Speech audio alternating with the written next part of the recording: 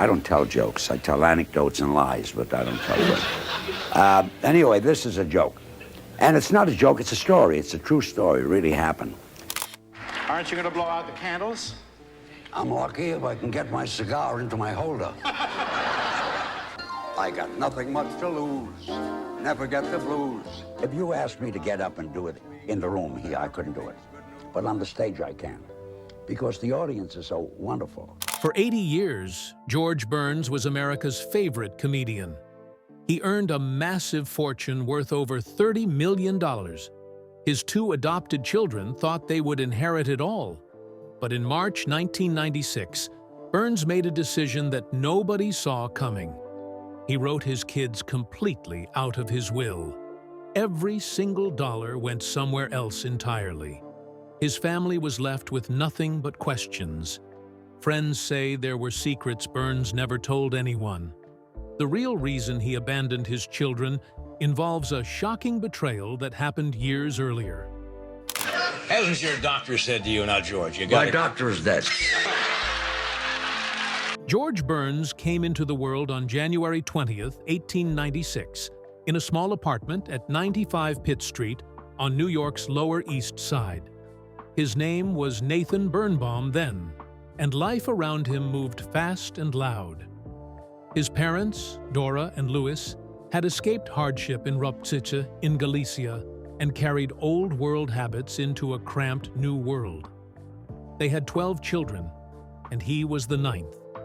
The family squeezed into 3 tiny rooms where warmth came from bodies more than blankets. Louis worked as a cantor and barely brought in enough to keep the family alive. Dora scrubbed clothes for neighbors to help. Most kids on the Lower East Side wore hand-me-downs and shared beds. Many nights' dinner was nothing more than potatoes and onions. Even bread felt like a gift. Still, George remembered the laughter, the Yiddish jokes, and the rhythm of life in those rooms. That humor stayed with him. Everything changed in 1904. He was 8 when his father died suddenly at 47. The family had no savings and no backup. School ended for him after 5th grade because he had to help. He stood on street corners shining shoes for 5 cents a shine. It was cold, dirty, and long, but he kept going. Sometimes he earned a little extra singing with a children's quartet called the Imperial Five. One night, their promoter ran off with their money. George had nowhere to go and slept in alleyways, learning what real hunger and fear felt like. Yet he carried those nights like secret training. They taught him toughness and street sense that he would use all his life. As he grew, his identity shifted. Family called him Natty. Other kids called him Shoes Birnbaum because of his shine box. He rolled cigars. He sold newspapers. He slipped into burlesque theaters to watch comedians shape laughter from nothing. He wanted that life. During his early teens, he made a reckless bet and tried swimming across the East River. The current pulled him under, and he almost drowned. That moment scared him, but it also sparked something wild in him. Soon he tried on new stage names. George Burns came from his brother Izzy, George Birnbaum, and from the Burns Brothers Coal Company. He had once stolen coal from them to keep his family warm. Later, he even tried names like Willie Delight and Captain Betts just to fool booking agents and stay in work. At 14, he felt the urge to run, and he did. In 1910, he left home and joined the Mickey Rooney Stock Company, hoping to make it as a singer.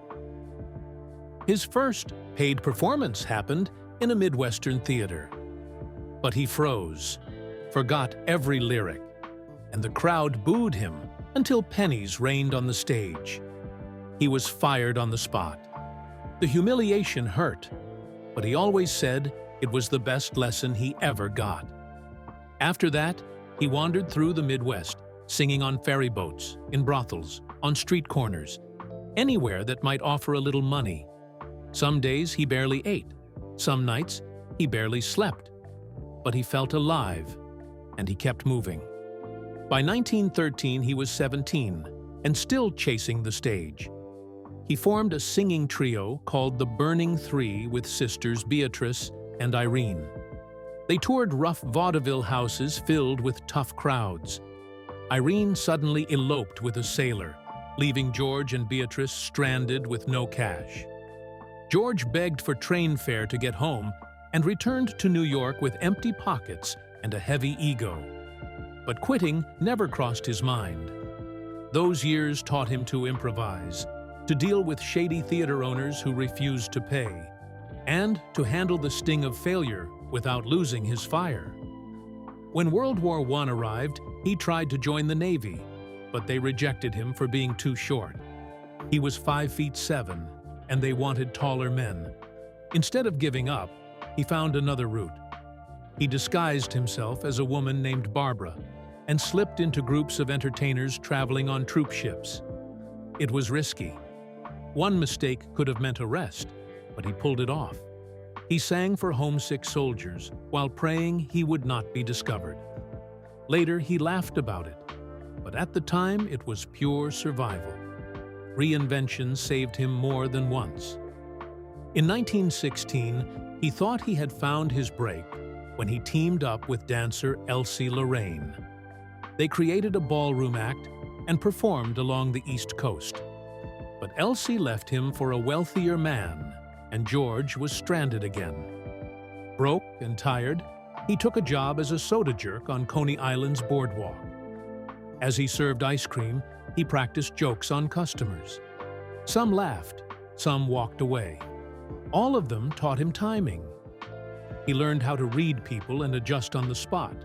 He later joked that this job did more for his career than any producer ever had. By 1920, he was performing alone and using the name George Burns full-time. He worked in speakeasies during Prohibition, where raids could happen at any moment. One night, he had to hide in a coal bin to avoid being caught. When he climbed out, he was covered in black soot and humiliated, yet strangely energized. These nights made him realize he needed someone to balance him on stage. He needed a partner who could match his rhythm. That partner appeared in 1923. He met Gracie Allen in Chicago at a booking office. He was auditioning with dancer Maggie Healy, but he fired her in frustration when she forgot her lines. Later, he bumped into Gracie, a 27-year-old Irish-American performer whose family act had fallen apart. Their first meeting was simple, but he felt something fresh around her. He asked if she wanted to try his act. They rehearsed, and George planned to be the funny man while she played straight. But when they stepped in front of a crowd, everything flipped. People laughed at Gracie's innocent confusion. Her voice, her timing, her quick reactions pulled every eye toward her. George saw it instantly and changed the act overnight. Gracie became the eccentric character, and he became the patient observer who let her shine. Their first show together at the Hill Street Theater in Newark proved the magic was real. The audience loved them. Laughter rolled in waves. That early routine called 60-40 showed them what worked and what did not. George said there was a feeling between Gracie and the audience that he could never compete with.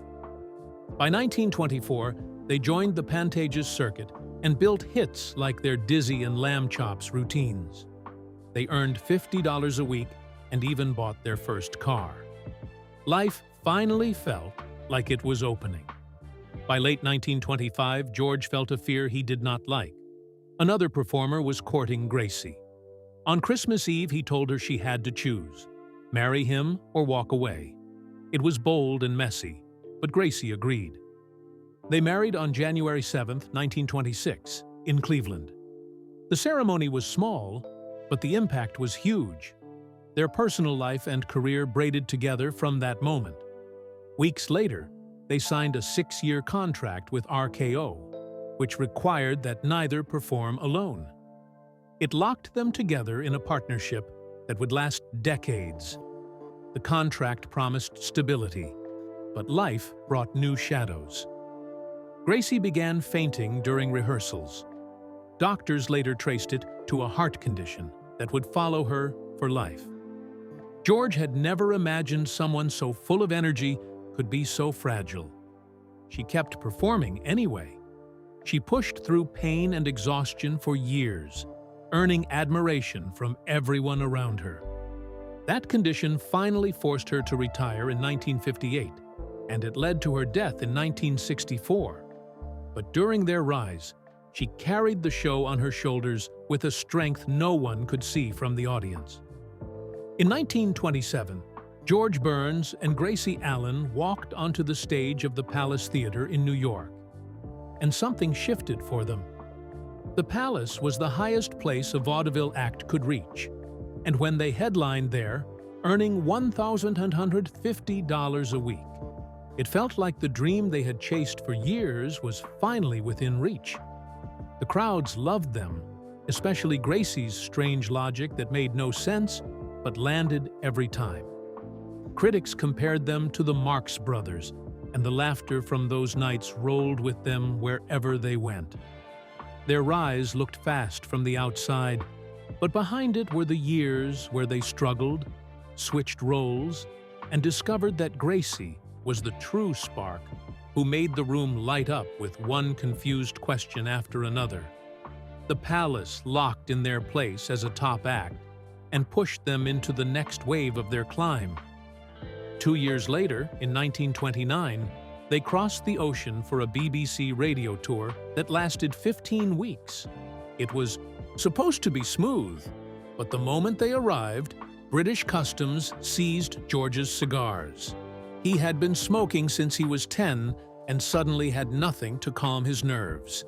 So he turned the frustration into jokes about withdrawal and folded it into their act. The British audience loved it. Their routines carried across a continent that did not know them, yet welcomed them by packing radio hours and keeping the paychecks high. That tour made them international figures and showed them how different rules, cultures, and habits could become comedy if handled right. By 1931, they were big enough for the Ziegfeld Follies, one of the most glamorous shows America had. They were sharing the stage with people like Eddie Cantor. But for Gracie, the travel was exhausting.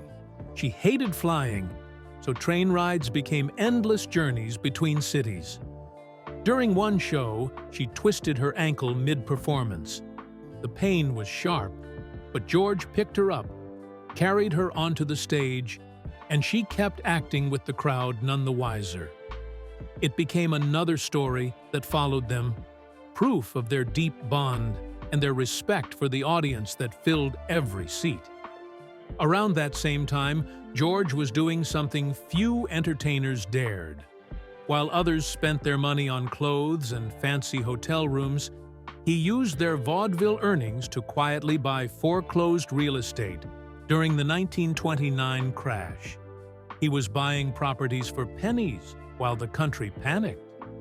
When the Depression hit and theaters shut down, those investments helped them stay afloat. Many performers had nothing, but George had seen what was coming and made sure they would not drown when the industry shook. Their film debut arrived in 1930 with Paramount shorts like Lamb Chops, but even that moment had a twist. At one screening, the reel jammed and the projector exploded, burning George's eyebrows and filling the room with smoke. Instead of running, he turned the accident into a joke on the spot, riffing about the explosion like it was part of the plan. Executives stood there, stunned. They had just watched someone turn fear into laughter in seconds. And that quick thinking stuck with people, opening more doors than any scripted line could. Their radio breakthrough arrived on February 15, 1932, when the George Burns and Gracie Allen show started its run on NBC. Each episode lasted 15 minutes, built around Gracie's wild misunderstandings that somehow solved everything. By the mid-1930s, nearly 40 million people tuned in each week. That number was almost unreal at a time when most shows did not reach half that audience. The style was loose, mostly improvised, and full of surprises. Listeners could hear real laughter, real confusion, and real sparks between them.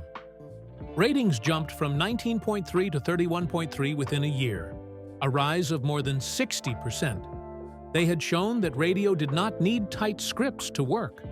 It only needed honesty, rhythm, and two people who knew how to play off each other. Then, in 1933, Gracie ran a fake presidential campaign as part of a long comedy routine. She called it the Surprise Party. She toured 39 states and even printed ballots. Some voters genuinely wrote her name in during the real 1940 election, which confused local officials until they realized it was all a stunt. She promised to tax only the right kind of clouds and planned to give cabinet jobs to friends with nice outfits. The mascot was a kangaroo, and the slogan was, "It's in the bag." The campaign boosted their radio ratings by nearly 40% and made news outlets question how easily entertainment could blend with politics. It was a joke, but it held a mirror up to the country. Even behind the scenes, their partnership kept surprising people. George wrote nearly every script, but he always told the public that Gracie was the creative force. In an era where men usually took all the credit, he wanted the world to see her talent. In one 1935 episode, Gracie joked that she had forgotten she was married to George. Fans thought it was real. Thousands of letters poured in, accusing George of mistreating her. He had to go on live radio to clear the confusion and say their marriage was strong. Instead of hurting them, the mishap boosted their ratings by 20%. People loved that their fiction felt real. The next big change came when they moved to CBS in 1934 for $10,000 a week. At a time when most Americans made less than $2,000 in an entire year, that paycheck was unreal. They started blending real-life events into their show, especially when Gracie had an emergency appendectomy in 1937. They turned her surgery into part of the storyline and even brought real doctors onto the broadcast. The mix of truth and comedy fascinated everyone and changed how radio writers approached storytelling. It made the audience feel close to them, as if they were part of the family. By 1938, their success reached the point where they bought a mansion in Beverly Hills. It should have been a peaceful reward, but one night, George left a lit cigar on a table. The cigar rolled, burned through fabric, and sparked a fire that spread faster than anyone expected. They barely saved the house. Newspapers had a field day with the story. Instead of hiding it, they turned the scare into an episode called "The House That Burns Built." Gracie blamed herself in the script and spun the disaster into jokes that made people fall in love with them even more. Their ability to laugh at their own mistakes became part of their charm. Hollywood was a huge chapter for them, too. Their leap into movies began with the big broadcast in 1932, where their duet Love in Bloom made them national figures. But censorship problems kept hitting them. Studio executives thought Gracie's dizzy jokes sounded too suggestive and forced rewrites. George would sneak the original lines back as ad-libs during filming. It was a playful rebellion, but it shaped how comics later pushed against strict studio rules. In 1933, Gracie nearly got hurt in International House when the thin wire attached to her chandelier stunt snapped and dropped her about 10 feet. George happened to be right under her and caught her, cracking 2 ribs in the process. They kept performing, laughing as if the fall was part of the act. The cameraman stood frozen, unsure whether to call for help or keep rolling. That moment ended up in the film, turning a near tragedy into a lasting piece of comedy legend. In 1937, they worked with Fred Astaire on A Damsel in Distress. During one important scene, Gracie panicked and forgot her dance steps, blurting out that she was lost in London. Astaire did not miss a beat. He danced around her confusion and turned it into a spontaneous routine that had the whole set laughing. He later called it pure magic. It showed how quick wit could turn accidents into iconic moments. During W1, they performed for troops in 1941, lifting spirits across camps. But Gracie got caught in a strange scandal. Silk stockings were scarce during the war, so she smuggled a few pairs to hand out as gifts. Authorities treated it as contraband. She almost faced a court-martial until George pulled every string he had. The troops loved her even more after that. It became one of those hidden stories that revealed just how bold she could be. By 1945, they were at the top. Their film, Two Girls and a Sailor, brought in more than $4 million. But Gracie's health began to decline. She suffered migraines so intense, she had to step away for 6 months. During her break, George quietly began writing his autobiography draft. He wanted to preserve their story, especially the small moments that only they knew. That draft later became Gracie, a love story. It captured the heart of their partnership in a way fans never forgot. On October 12, 1950, something new quietly slipped into American living rooms. CBS aired the first episode of The George Burns and Gracie Allen Show, and no one really knew that this little sitcom would change television. It went live with a studio audience, which felt risky at a time when most shows were still built from radio leftovers or taped pieces. But the moment George stepped out of a scene and started talking straight to the viewers, people felt pulled in, as if he were sitting right beside them. The show climbed fast. It ran for 291 episodes until 1958 and brought them nearly $200,000 per season at its peak. They played themselves in a simple home setting, letting the world think it was peeking into their real life. That choice opened the door for the boom of family sitcoms that shaped the 1950s and guided everything that came after. Then came episode 47 in November 1951. The setup was sweet and simple, a surprise birthday party for George linked to Gracie's old campaign events from the 1930s. But the real surprise came from a prop cake that exploded too early. Frosting shot everywhere. The cast froze for a second, then burst into real laughter. The producers let it all air live. People at home heard the shock in the studio and loved every second of it. Early television had no safety net, and accidents like this one became part of its charm. That messy moment turned into one of the most talked about scenes of the decade. But the laughter on screen hid a private wound. In the early 1950s, George admitted that he once had a one-night affair while on tour. The guilt crushed him. To make amends, he bought Gracie a $10,000 diamond ring and a $750 silver centerpiece. She stayed silent. She never confronted him. For decades, the world saw them as perfect. The truth only slipped out years later in his autobiography. And even that pain carried Gracie's humor. She once told Mary Livingstone, Jack Benny's wife, that she wished George would cheat again because she could use another centerpiece. Behind all the shine of their television marriage stood a private world of regret, forgiveness, and complicated love. As the decade moved on, Gracie started losing strength. She had lived with undiagnosed heart problems since childhood, but only in the 1950s did it become clear how serious they were. By 1957, she was too sick to keep up with filming. George kept the truth private and told the audience she was on vacation. She pushed through angina, migraines, and even performed after breaking her nose. But she could not keep going forever. She retired in 1958, and on August 27, 1964, she died at Cedars of Lebanon Hospital in Los Angeles from a heart attack. Her exit closed a chapter of television that had shaped a whole era. In 1956, while their show was still running, Jack Benny made a guest appearance. Fans loved seeing two giants together. But behind the scenes, George tripped over a cable and fractured his hip at age 60.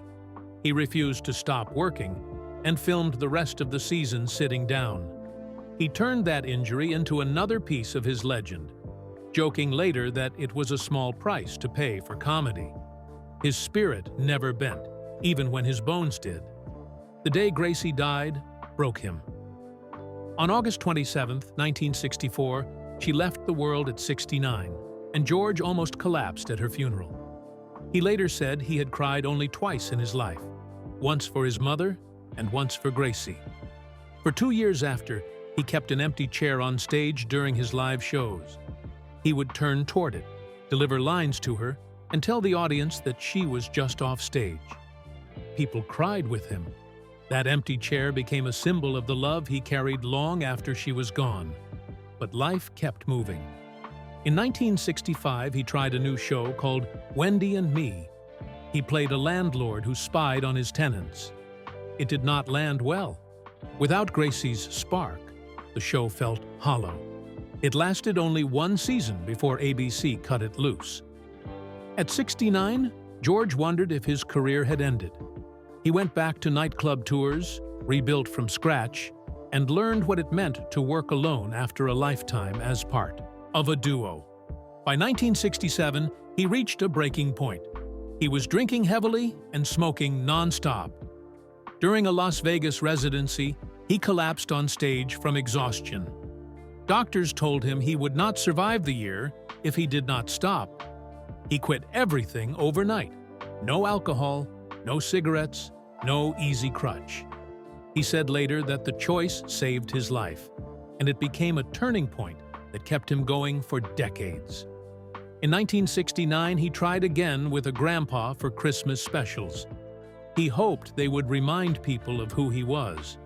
But fans kept saying the same thing. They wanted the old banter. They wanted the cigar. They wanted Gracie's rhythm. George realized he needed another foil, so he began performing with guests like Carol Channing. Slowly, the audience warmed again. Slowly, he found himself.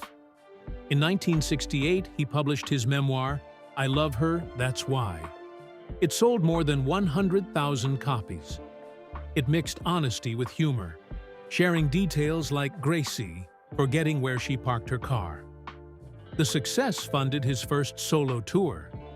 It became his bridge to a new career, introducing him as his own voice for the first time. Then came one of the biggest shocks of his life. In 1975, he played Al Lewis in The Sunshine Boys with Walter Matthau. The film came out in December 1975 and earned praise instantly. At the 48th Academy Awards on March 29, 1976, he won Best Supporting Actor at age 80. He beat younger stars, including Richard Dreyfuss from Jaws. Hollywood gasped. His win turned him into a living legend overnight. The next year, he starred in Oh God, opposite John Denver. The film earned more than $51 million and became one of the biggest hits of 1977. George delivered lines with the same soft bite that made him famous. And he even added a clause in his contract that let him smoke cigars on set. He had been smoking since he was 14 and often went through 10 to 15 cigars a day. Audiences loved seeing a wisecracking god with a cigar, and the film shaped his late-life image. In November 1983, at 87, he signed a 5-year contract with Caesars World in Las Vegas. He promised to perform a special show on his 100th birthday. Executives joked about betting against him living that long, but he performed sold-out shows deep into his 90s. He even joked that the last time he played Caesar's Palace, it was owned by Julius. That contract defined him as someone who always kept the joke and himself alive. In 1984, he had triple bypass surgery at age 88.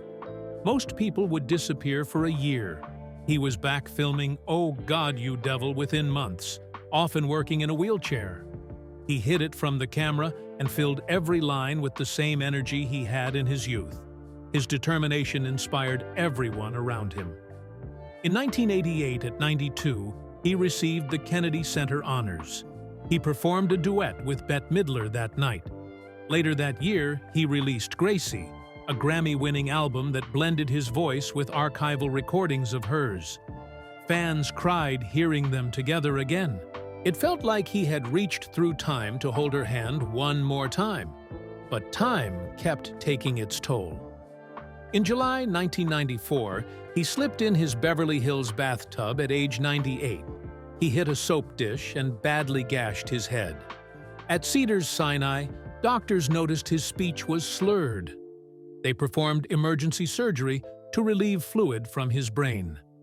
He had to cancel his long-awaited Caesars Palace show that had sold out more than a year before. His health never fully returned after that fall, and his performing career ended after more than 80 years. He still made people laugh, even from his hospital bed. He told jokes to friends like Milton Berle and kept dictating new lines just to feel alive. In December 1995, he held a small private party at home since he was too weak for his official 100th birthday celebration. He gave out cigars and told guests he would see them at 1:01. On January 20th, 1996, he turned 100. But on March 9th, 1996, he died at home from cardiac arrest. But this morning, George Burns died in his bed at his home in Beverly Hills, less than 2 months after his 100th birthday. The old comedian had been sick in recent months, but had been feeling better lately. His estate, valued at more than $30 million, went to auction at Sotheby's in Beverly Hills on October 10, 1996. There were 266 lots, ranging from scripts to cigars. He left everything to Cedars-Sinai Medical Center, United Jewish Fund, and the Motion Picture Fund. Sandra and Ronnie received nothing. Some were shocked, but those who knew him understood that charity had become his final way of giving back. His influence never faded. Jerry Seinfeld has often said that George's book, Living It Up, shaped the way he writes jokes. George's precise timing, quiet delivery, and straight man style became the backbone of modern comedy. His cigars and martinis became symbols, but doctors later said it was his sharp mind and wide social circle that kept him alive so long.